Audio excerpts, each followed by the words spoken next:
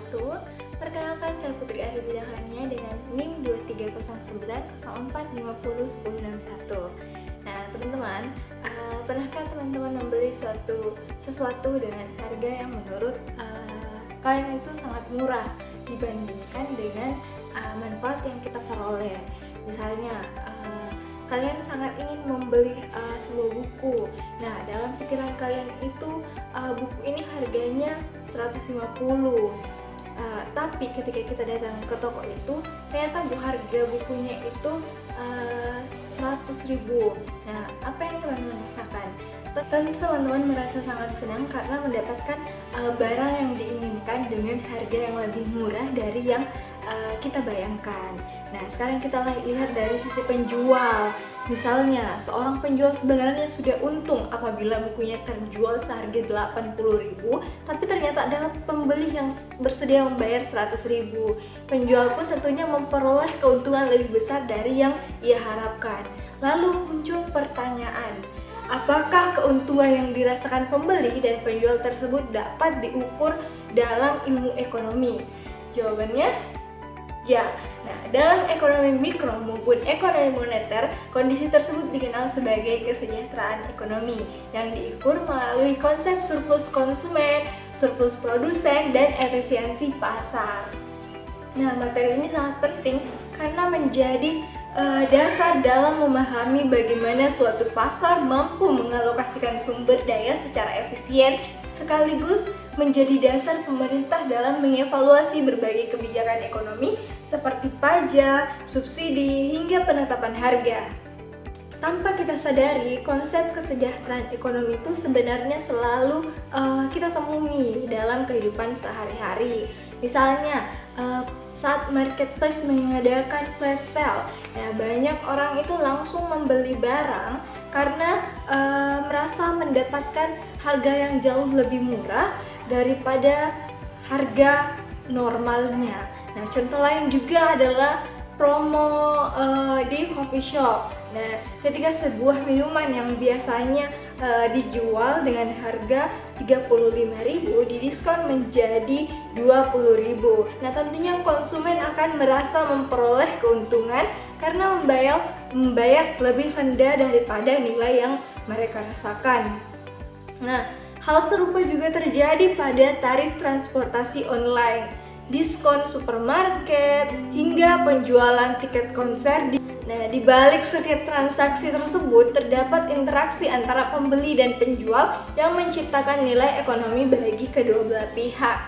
Nah, konsep inilah yang akan kita pelajari melalui surplus konsumen, surplus produsen, dan efisiensi pasar. Mengapa kita perlu mempelajari kesejahteraan ekonomi? Nah, teman-teman, dalam ilmu ekonomi, tujuan utama suatu sistem pasar itu bukan hanya menghasilkan barang dan jasa, nah, tetapi juga memastikan bahwa sumber daya yang terbatas dialokasikan secara efisien sehingga memberikan manfaat sebesar-besarnya bagi masyarakat. Ketika pasar bekerja secara kompetitif, konsumen itu memperoleh barang sesuai dengan nilai yang mereka rasakan, sedangkan produsen memperoleh keuntungan yang mendorong mereka untuk terus berproduksi. Nah, jika kedua belah pihak ini sama-sama memperoleh manfaat tanpa mengurangi kesejahteraan pihak lain, maka pasar dikatakan telah mencapai kondisi yang efisien. Nah, pemahaman terhadap konsep ini juga membantu kita menilai dampak kebijakan pemerintah seperti pajak, subsidi, dan penetapan harga terhadap kesejahteraan masyarakat. Sebelum kita membahas surplus konsumen dan surplus produsen, kita perlu memahami terlebih dahulu apa yang dimaksud dengan kesejahteraan ekonomi. Nah, dalam ilmu ekonomi, kesejahteraan ekonomi menggambarkan seberapa besar manfaat yang akan diperoleh masyarakat dari aktivitas ekonomi, terutama melalui proses jual beli di pasar. Nah, manfaat ini tidak hanya diukur dari jumlah uang yang dibelanjakan atau diterima, nah, tetapi dari nilai atau kepuasan yang dirasakan oleh kedua belah pihak. Nah, mengapa konsep kesejahteraan ekonomi itu penting? Nah, bagi konsumen, kesejahteraan berarti memperoleh barang atau jasa sesuai dengan kebutuhan dan tentunya memberikan kepuasan dengan harga yang dianggap layak. Nah, bagi produsen sendiri, kesejahteraan tercermin dari kemampuan memperoleh keuntungan yang cukup untuk mempertahankan bahkan mengembangkan usahanya. Nah, sementara itu, bagi pemerintah sendiri, konsep ini menjadi dasar dalam merancang berbagai kebijakan ekonomi.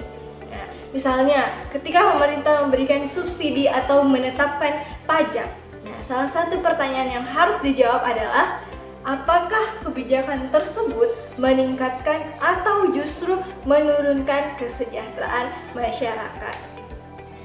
Dengan demikian, kesejahteraan ekonomi bukan hanya konsep teoritis tetapi juga menjadi alat analisis dalam pengambilan keputusan ekonomi.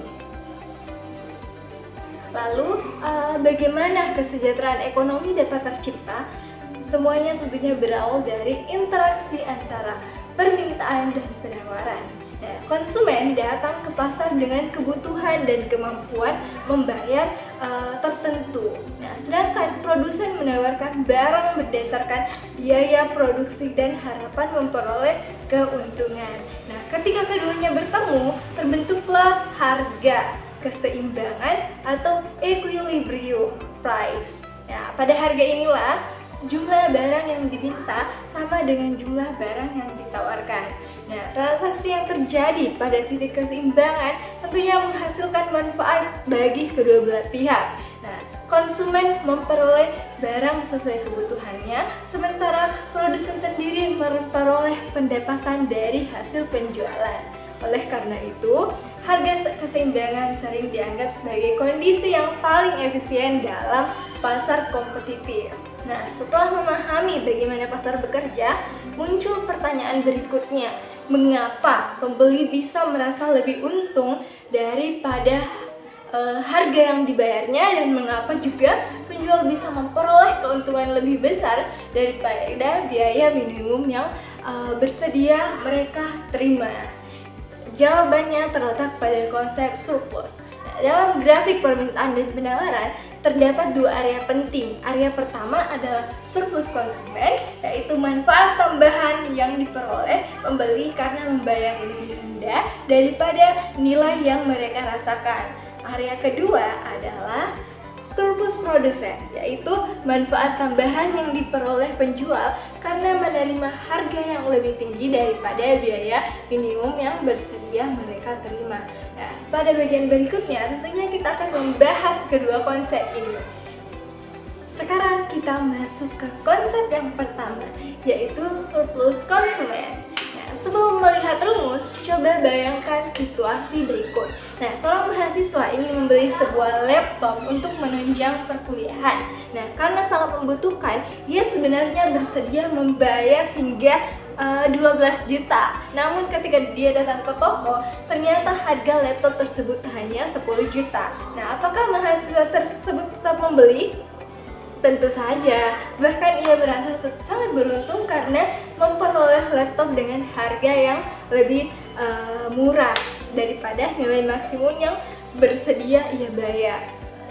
Nah, selisih sebesar 2 juta itulah yang disebut surplus konsumen. Nah, dalam ilmu ekonomi, surplus konsumen menunjukkan manfaat atau keuntungan tambahan yang diterima konsumen ketika harga pasar lebih rendah dibandingkan kesediaan mereka untuk membayar. Ya, semakin besar selisih tersebut, semakin tinggi pula kesejahteraan yang dirasakan oleh konsumen itu sendiri. Nah, dari contoh ini kita dapat melihat bahwa setiap konsumen memiliki tingkat surplus yang berbeda-beda tergantung pada seberapa besar mereka menghargai suatu barang. Nah, sekarang kita lihat dalam bentuk grafik. Kurva permintaan menunjukkan kesediaan konsumen untuk membayar pada berbagai tingkat harga. Nah, semakin tinggi harga naik, semakin sedikit juga jumlah barang yang diterima. Nah, ketika pasar mencapai harga keseimbangan, tidak semua konsumen itu membayar sesuai dengan nilai maksimum yang bersedia mereka keluarkan. Nah, banyak konsumen juga sebenarnya bersedia membayar lebih mahal, tetapi karena harga pasar itu lebih rendah, nah mereka memperoleh manfaat tambahan. Pada grafik manfaat tambahan tersebut ditunjukkan oleh daerah yang berada di atas garis harga keseimbangan dan di bawah kurva permintaan. Nah, area inilah yang disebut dengan surplus konsumen. Nah, semakin luas area ini, semakin besar kesejahteraan yang diterima oleh konsumen. Nah, besarnya surplus konsumen tidak selalu sama ya. Ada beberapa faktor yang mempengaruhinya. Yang pertama, harga barang. Nah, ketika harga turun, selisih antara harga pasar dan kesediaan membayar menjadi lebih besar, sehingga surplus konsumen meningkat. Sebaliknya, jika harga naik, surplus akan berkurang. Nah, kedua, pendapatan konsumen. Nah, pendapatan yang lebih tinggi biasanya meningkatkan kemampuan membeli dan dapat mempengaruhi nilai yang bersedia dibayarkan. Nah, ketiga, preferensi atau selera konsumen. Nah, semakin besar manfaat yang dirasakan dari suatu barang, semakin tinggi pula ketersediaan untuk membayar. Nah, keempat, ada ketersediaan barang pengganti. Nah, jika terdapat banyak alternatif, konsumen itu cenderung tidak bersedia membayar terlalu mahal, sehingga surplus yang diperoleh bisa lebih kecil. Nah, setelah memahami surplus konsumen, sekarang kita akan melihat transaksi dari sudut pandang penjual. Bayangkan seseorang petani menjual beras berdasarkan biaya produksi, ia sudah mendapatkan cukup jika berasnya terjual seharga 6.000 per kilogram. Namun karena permintaan di pasar itu sedang tinggi, harga yang terbentuk adalah 8.000 per kilogram. Nah, artinya petani itu memperoleh tambahan manfaat sebesar 2.000 per kilogram di atas harga minimum yang bersedia dia terima. Nah, tambahan manfaat tersebut disebut surplus produsen. Nah, jadi jika surplus konsumen menunjukkan keuntungan tambahan yang dirasakan pembeli, maka sebaliknya surplus produsen itu menunjukkan manfaat tambahan yang diterima atau dirasakan oleh penjual karena harga pasar lebih tinggi daripada biaya minimum yang harus mereka tutupi. Nah, mari kita lihat contoh sederhananya. Nah, harga pasar beras adalah 8.000 per kilogram. Nah, petani A sebenarnya sudah bersedia menjual pada harga 6.000 sehingga ia memperoleh surplus sebesar 2.000. Nah, petani B memperoleh surplus sebesar 1.000. Sedangkan petani C itu hanya bersedia menjual jika harga mencapai 8.000 karena harga pasar sama dengan harga minimum yang ia inginkan, maka surplus yang diperolehnya adalah 0. Nah, contoh ini menunjukkan bahwa setiap produsen dapat memperoleh surplus yang berbeda-beda tergantung pada biaya produksi dan harga minimum yang mereka tetapkan. Nah, sekarang kita lihat dalam bentuk grafik. Kurva penawaran menggambarkan biaya atau harga minimum yang bersedia diterima produsen untuk menjual barang pada berbagai tingkat produksi. Nah, ketika harga pasar berada pada titik keseimbangan, banyak produsen itu menerima harga yang lebih tinggi daripada biaya minimum mereka. Nah, selisih inilah yang menjadi surplus produsen.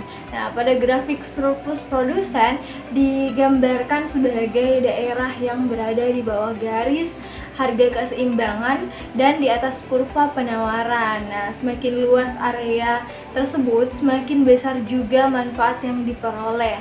Nah, produsen dari aktivitas pasar. Nah, besarnya surplus produsen dipengaruhi oleh beberapa faktor. Yang pertama itu adalah harga pasar sendiri, karena ketika harga meningkat, produsen tentunya menerima pendapatan yang lebih tinggi sehingga surplus mereka bertambah.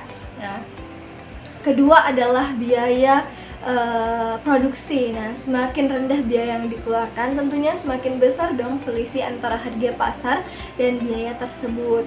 Nah, ketiga adalah teknologi. Nah, penggunaan teknologi yang lebih baik tentunya dapat meningkatkan efisiensi produksi dan menurunkan biaya. Nah, terakhir ada produktivitas. Nah, produsen yang mampu menghasilkan lebih banyak barang dengan sumber daya yang sama tentunya cenderung memperoleh surplus yang lebih besar. Nah, setelah memahami surplus produsen dan surplus produsen, sekarang kita dapat menjawab pertanyaan yang lebih besar, yaitu kapan suatu pasar dikatakan bekerja secara efisien. Nah, dalam ekonomi, pasar disebut efisien apabila sumber daya yang tersedia dialokasikan secara optimal. Artinya, barang diproduksi oleh produsen yang paling efisien dan dikonsumsi oleh konsumen yang benar-benar menghargai barang tersebut. Nah, kondisi ini umumnya terjadi pada harga keseimbangan, yaitu saat jumlah yang diminta sama dengan jumlah yang ditawarkan. Nah, pada titik tersebut, total surplus yaitu gabungan antara surplus konsumen dan surplus produsen. Nah, mencapai nilai maksimum. Nah, tidak ada sumber daya yang terbuang sehingga kesejahteraan masyarakat berada pada tingkat tertinggi. Nah, untuk mengukur kesejahteraan pasar, para ekonom menggunakan konsep total surplus, yaitu merupakan penjumlahan antara surplus konsumen dan surplus produsen. Nah, semakin besar surplus, semakin tinggi pula kesejahteraan ekonomi yang dihasilkan oleh pasar. Oleh karena itu, tujuan utama pasar yang kompetitif adalah memaksimalkan total surplus, bukan hanya menguntungkan salah satu pihak saja.